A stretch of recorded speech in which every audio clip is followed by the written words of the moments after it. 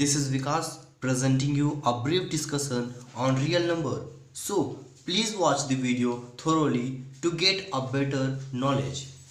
So today's topic is real number of class 10. पहले हम जानते हैं रियल नंबर्स में सबसे पहले हम समझते हैं नंबर्स क्या होते हैं। नंबर्स को दो कैटेगरी में बांटा गया है, decimal number, non decimal number. वैसे नंबर जिसमें डेसिमल का साइन हो उसे डेसिमल नंबर बोलते हैं और जिसमें डेसिमल का साइन ना हो उसे नॉन डेसिमल नंबर बोलते हैं। डेसिमल नंबर का कुछ एग्जांपल 1.23, 21.4, 3.9। नॉन डेसिमल का नंबर का एग्जांपल 714, 213, 179। अब हम डेसिमल और नॉन डेसिमल नंबर को ब्रीफ में जानेंगे। सबसे पहले डेसिमल नंबर। डेसिमल नंबर को दो भाग में बांटा गया है, टर्मिनेटिंग और नॉन टर्मिनेटिंग।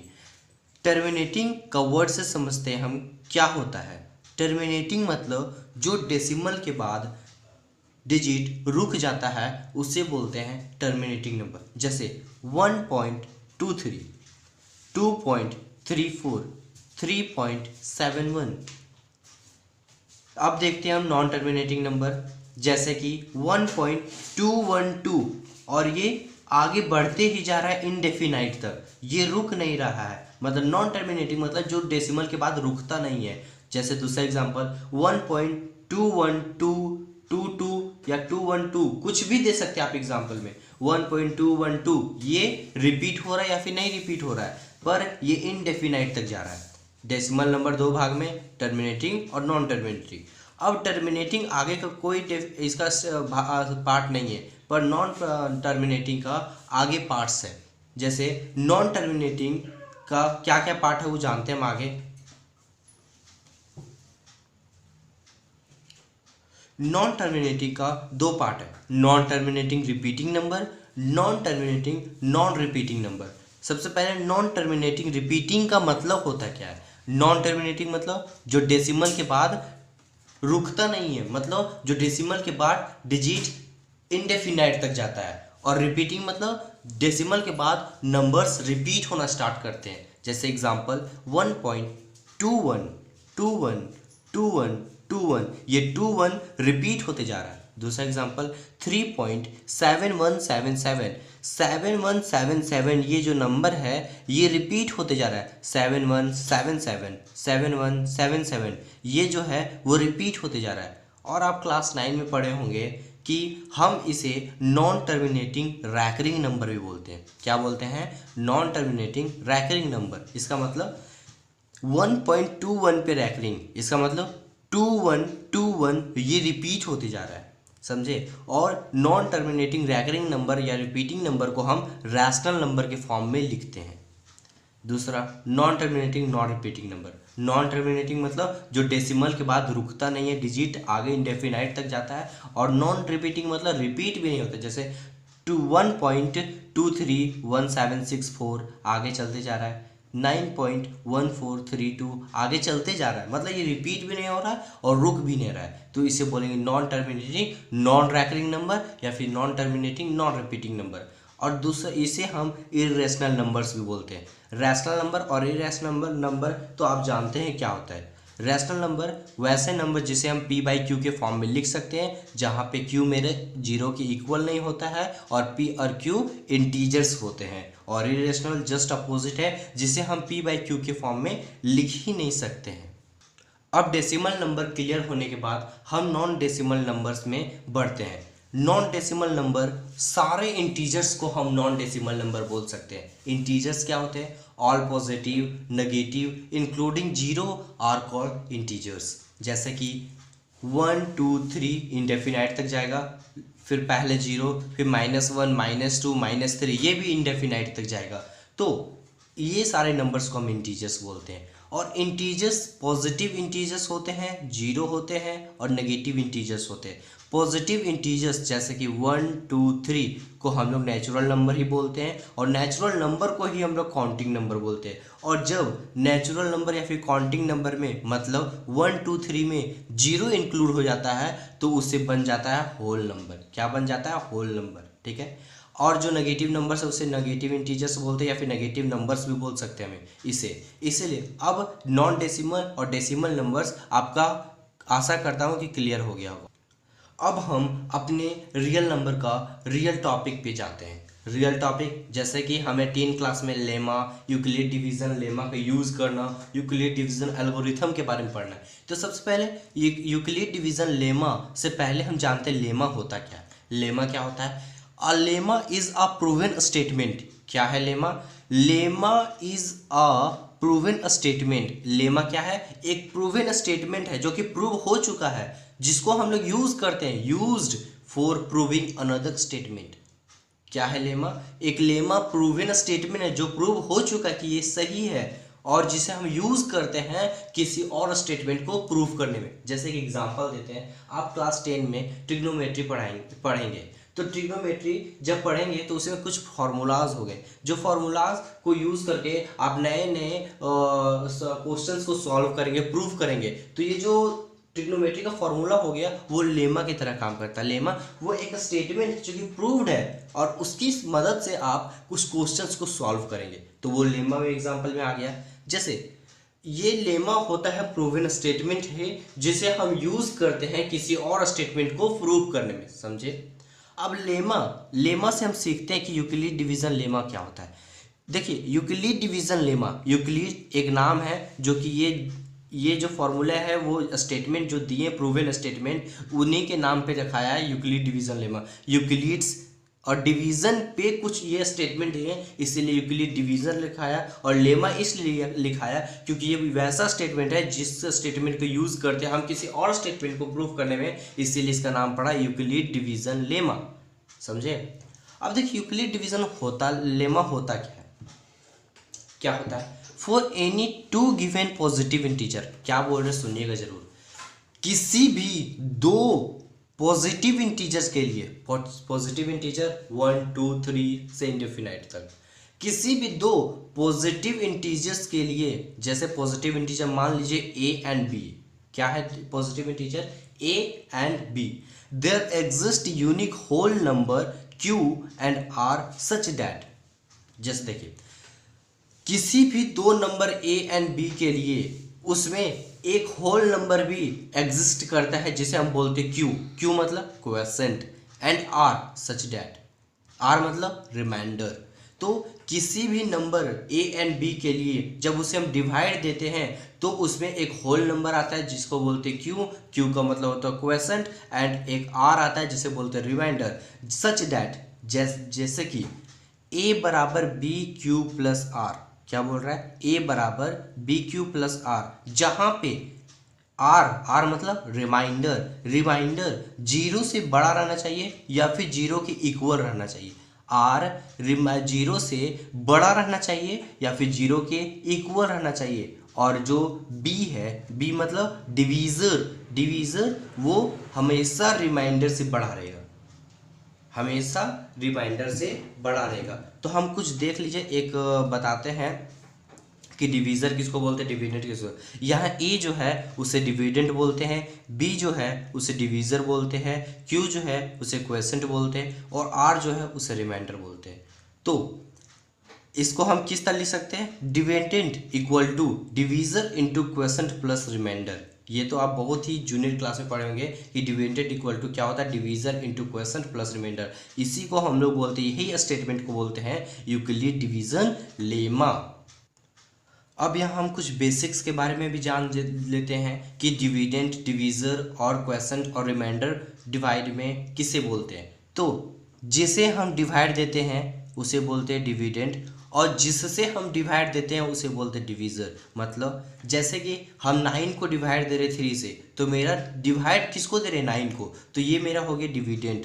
और डिवीज़र मतलब जिससे डिवाइड दे रहे हैं, मतलब 3 से डिवाइड दे रहे हैं 9 को, तो मेरा यहाँ डिवीज़र हो गया 3। हमेशा डिवीज़र जरूरी नहीं है, हमेशा नहीं, मतलब हमेशा नहीं, 3 जो है वो हमेशा डिविडेंड से बड़ा ही रहे। कभी डिविडेंड भी बड़ा रह सकता है, कभी डिवीज़र भी बड़ा रह सकता है। और ये हम ये इसे जो बोलते हैं वो क्वोशेंट बोलते हैं, और जो नीचे बचता है उसे बोलते हैं रिमाइंडर। ये बेसिक नॉलेज आप जान लें तो ये बहुत अच्छा रहेगा। एक अच्छा सा एग्जाम्पल देके समझते हैं, जैसे कि suppose we divide 117, it means 117 by 14, मतलब यहाँ पे डिवीज़र कौन सा हो गया 14 और डिविडेंड कौन सा हो गया 117। Then we get 8 as a question and 5 as a remainder. समझे, यहाँ पे क्या कर रहे हैं हम, ये जो मेरा नंबर हो गया ये क्या हो गया, अभी बताए थे डिविडेंड, ये क्या हो गया डिवीजर, ये क्वेसेंट, ये रिमाइंडर। यहाँ पे डिविडेंड 117 है, डिवीजर 14 है, क्वेसेंट 8 है एंड रिमाइंडर 5 है। क्लियरली 117 इक्वल टू क्या क्या बताए थे, यहाँ पे एक फॉर्मूला बताए थे आपको, बताए थे क्या क्या बताए थे मैंने यहाँ पे फॉर्मूला आपको क्या बताए थे, बी बराबर ए इंटू क्यू प्लस आर, यही बताया था ना मैंने आपको अभी फॉर्मूला, क्या बताया था, B equal to A, sorry यहाँ लिखा नहीं रहा है, पेन में कोई प्रॉब्लम है, पर आप जान सकते हैं कि B बराबर ए इंटू क्यू प्लस आर, ये फॉर्मूला जो इक्वली डिवीजन लेमा दिए थे वो पूरा फिट बैठ रहा है। मतलब जो मेरा डिविडेंड है वो quotient into divisor plus remainder के इक्वल होता है। समझे, ये तो आपको बहुत क्लियरली समझ में आ गया होगा।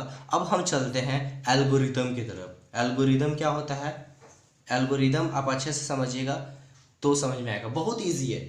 जैसे हम यूक्लिड डिवीजन लेमा क्या बोले कि एक ऐसा स्टेटमेंट है जो कि प्रूव करने के लिए किसी और का यूज़ करते हैं, किसी और को प्रूव करने के लिए यूज़ करते हैं, वो लेमा होता है। पर यूक्लिड डिवीजन एक ऐसा, मान लीजिए दो इंटीजर है a एंड b, और b को जब हम a से डिवाइड देंगे तो उसमें क्वेश्चन q आता है, रिमाइंडर r आता है। तो एल्गोरिदम क्या होता है, N algorithm is a series of well defined steps. Algorithm क्या है, एक सीरीज होता है वेल डिफाइंड स्टेप का which gives a method for solving a certain type of problem, जो क्या देता है, मेथड देता है किसी भी प्रॉब्लम को सॉल्व करने का। जैसे देखिए, मैं अभी आपको अगले वीडियो में या फिर यही वीडियो में एक एग्जांपल दूंगा जिसमें यूक्लिड डिवीजन का लेमा को यूज़ करके आप एक मेथड बनाएंगे, मेथड स्टेप वाइज बनाएंगे, जो सारा को स्टेप, जब हम सारा स्टेप एक साथ लेते हैं तो उसको बोलते हैं एल्गोरिथम, और जब एक एक स्टेप लेते हैं तो उसे बोलेंगे यूक्लिड डिवीजन लेमा।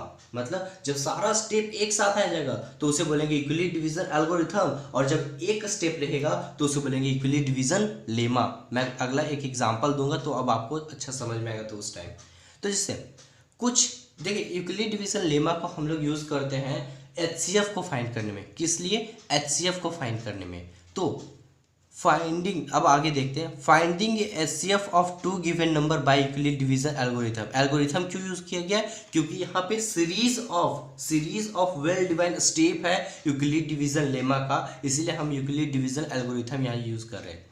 तो क्या स्टेप्स हैं जो कि फॉलो करेंगे जिससे हम HCF सॉल्व कर सकते हैं यूक्लिड डिवीजन एल्गोरिथम से। तो सबसे पहला बात क्या रिमेंबर करना है हमको, ये बहुत ही इंपॉर्टेंट है, इससे क्वेश्चन भी आता है बहुत बार, और इससे बहुत ही भयानक क्वेश्चन आता है, और आप इसे अच्छे से देखिएगा। सबसे पहले रिमेंबर करिए, जो आपको दो नंबर दिया रहेगा a और b, a जो है वो हमेशा बड़ा रहेगा b से। क्या, a जो रहेगा वो हमेशा बड़ा रहेगा b से। a मतलब डिविडेंड और b मतलब डिवीजर। a हमेशा बड़ा रहेगा b से, चाहे जो हो जाए। a यूक्लिड डिवीजन में लेमा में हमेशा b से बड़ा रहेगा। सबसे पहले आपको यही देखना है कि कौन बड़ा है, जो बड़ा रहेगा वही हमारा a हो जाएगा। फिर उसके बाद स्टेप 1 फॉलो करेंगे, वहां पे स्टेप 1 लिखेंगे, क्या लिखेंगे, on dividing a by b, कोई नंबर है जिसे हम b से डिवाइड दे रहे हैं, we get question q and remainder r such that a बराबर बी क्यू प्लस r। जैसे कि a बराबर बी क्यूब, a बराबर मतलब डिविडेंड किसके इक्वल है, divisor into question plus remainder के इक्वल है। जहां पे जो रिमाइंडर है वो 0 से बड़ा होता है या फिर इक्वल होता है, परंतु छोटा नहीं होता। r हमेशा 0 से बड़ा रहेगा और या तो इक्वल रहेगा, पर छोटा कभी नहीं r रहेगा, और b हमेशा r से बड़ा रहेगा। स्टेप 2 में अगर मेरा डिवाइड करते वक्त अगर मान लीजिए हम 9 को डिवाइड दिए 3 से तो मेरा रिमाइंडर 0 आ जाएगा, पर हम जब 9 मतलब 10 को डिवाइड देंगे 3 से तो मेरा ये 2 या फिर कहीं ख़त्म ही नहीं होगा।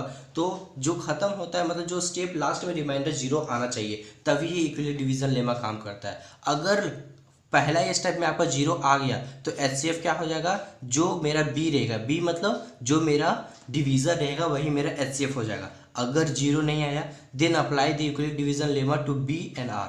जैसे जो मेरा रिमाइंडर आया उसको हम ले लेंगे, फिर वहाँ क्या ले लेंगे, आप HCF तो पढ़े होंगे, जैसे कि हम HCF में क्या करते हैं, जो रिमाइंडर आता है उसको हम ले लेते हैं फिर से डिवीज़र, और जो मेरा जो पहले का रहता है डिवीज़र उसको ले लेते हैं हम लोग को डिविडेंड। समझे, वो अभी हमको एग्जांपल देंगे तो आपको बेटर समझ में आएगा। और तीसरा स्टेप में क्या करेंगे, कंटिन्यू प्रोसेस, यही प्रोसेस को फॉलो करेंगे जब तक रिमाइंडर 0 आएगा। और जब रिमाइंडर मेरा 0 आ जाएगा तो मेरा जो बी डिवीज़र रहेगा, लास्ट डिवीज़र, वही मेरा हो जाएगा required HCF।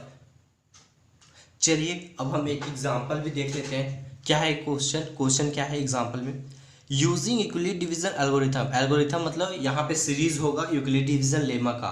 Find the HCF of the number, HCF निकालना किस किस नंबर का, 867 एंड 255।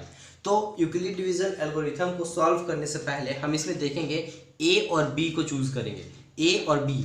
ए हमेशा बड़ा रहेगा, ए क्या होता है, डिविडेंड। तो यहाँ पे यूक्लिड डिवीजन लेमा में हमेशा ए बड़ा रहेगा, तो हम ए को क्या लेंगे 867 और बी को क्या लेंगे 255।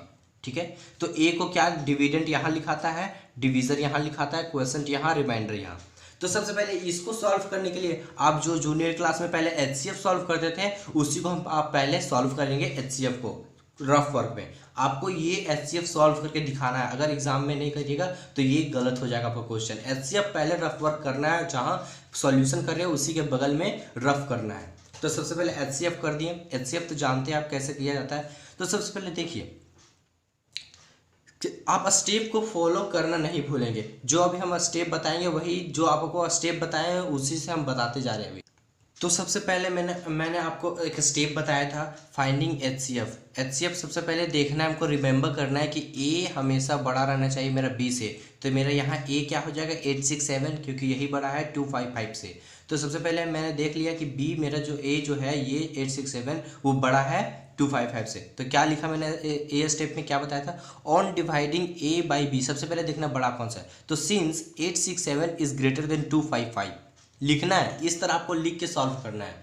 तो since 867 is greater than 255 we divide 867 by 255 to get 3 as a question. जब मैंने 867 को 255 से डिवाइड दिया तो क्वेश्चन मेरा कितना आया 3 आया, और रिमाइंडर कितना आया 102।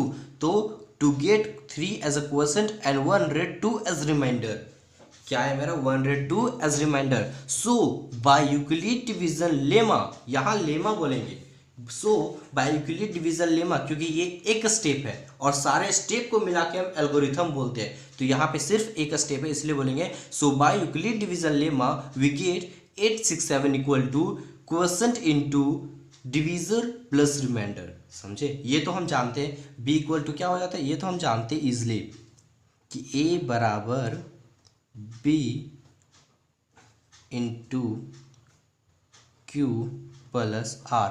ये तो आप जानते हैं कि A बराबर B into Q plus R होता है, तो वही मैंने फॉलो किया है यहाँ पे। तो A मेरा क्या है 867, B क्या है मेरा 255, R Q क्या है 3 और R क्या है 102। बस यही इक्विवेलेंट डिवीजन लेमा लगा है।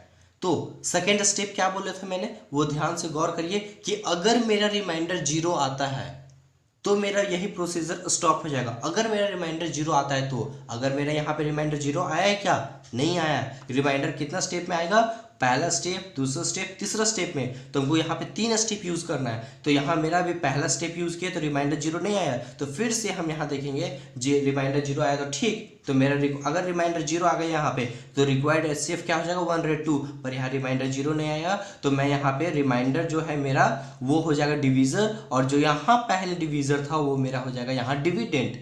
समझे, यही मैं समझाने की कोशिश कर रहा था। यहाँ पे देखिए क्या बताया था मैं स्टेटमेंट, वो गौर से। सेकेंड मेरा स्टेप क्या था, अगर R मेरा रिमाइंडर 0 आएगा तो HCF क्या हो जाएगा बी मेरा जो डिवीज़र होगा वही जो डिवीज़र होगा वही मेरा एचसीएफ हो जाएगा। अगर रिमाइंडर 0 नहीं आया तो फिर से हम यूक्लिड डिवीज़न लेमा लगा देंगे किस पे, बी पे आर को, मतलब मेरा यहाँ बी पे आर को, मतलब 2b यूक्लिड डिवीज़न लेमा किस पे लगेगा, बी पे, किससे लगेगा, आर से, मतलब जो मेरा रिमाइंडर हो जाएगा अब यहाँ डिवीज़र हो जाएगा, और जो मेरा बी मतलब जो डिविडेंड रहेगा वो, मतलब जो मेरा डिविडेंड बन जाएगा, जो मेरा वो उस टाइम जो डिवीज़र था फर्स्ट टाइम वो मेरा डिविडेंड बन जाएगा, और जो मेरा रिमाइंडर था वो अब मेरा बन जाएगा डिवीज़र। समझे।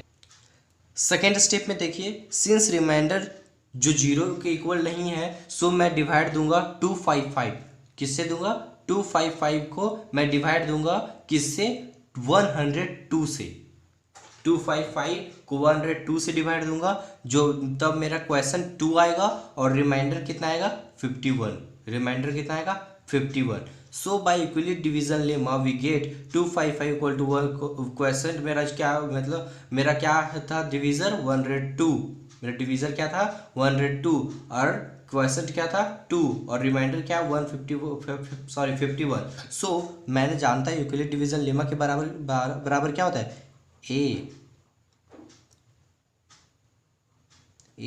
बराबर B into Q plus R, ये मेरा इक्विलिब्रियम डिवीजन लेमा है। तो ए मेरा क्या था 255, बी मेरा क्या था 102, और क्यू मेरा क्या था 2 था, और आर क्या था 51। यहाँ गौर से देखिएगा, जो मेरा बी मेरा क्या है अभी, मेरा बी क्या है अभी 102, मेरा बी क्या है 102। उस टाइम मेरा फर्स्ट स्टेप में ये था रिमाइंडर, और ये 255 है जो मेरा ए है, वो उस टाइम क्या था मेरा, जो उस टाइम जो बनाए थे वीडियो, मतलब उस टाइम जब फर्स्ट स्टेप में क्या था मेरा, यहाँ पे था डिवीज़र, अब मेरा क्या हो गया डिविडेंड। समझे। तो ये मेरा सेकेंड स्टेप हो गया। यहाँ पर भी मेरा रिमाइंडर 0 नहीं आया है, तो मैं थर्ड स्टेप में देखता हूँ, थर्ड स्टेप में क्या होगा। तो थर्ड स्टेप में देखते हैं, तो since the remainder 51 is equal to not 0, मेरा जो रिमाइंडर 51 है, ये जो मेरा रिमाइंडर 51 है ये अभी इक्वल टू 0 के नहीं है, 0 के इक्वल नहीं है, तो मेरा यही स्टेप में लास्ट स्टेप में 0 आने वाला है। जब मैं 51 को 102 से डिवाइड देता हूँ तो फिर 102 को जब मैं 51 से डिवाइड देता हूँ तो 2 बार में कटता है और 102 0 आ जाता है, तो मेरे यहाँ रिमाइंडर 0 आ जाता है लास्ट थर्ड स्टेप में। थर्ड स्टेप कैसा लिखेंगे, since the remainder 51 is not equal to 0 so we divide 102 by 51 to get 2 as a quotient and 0 as a remainder।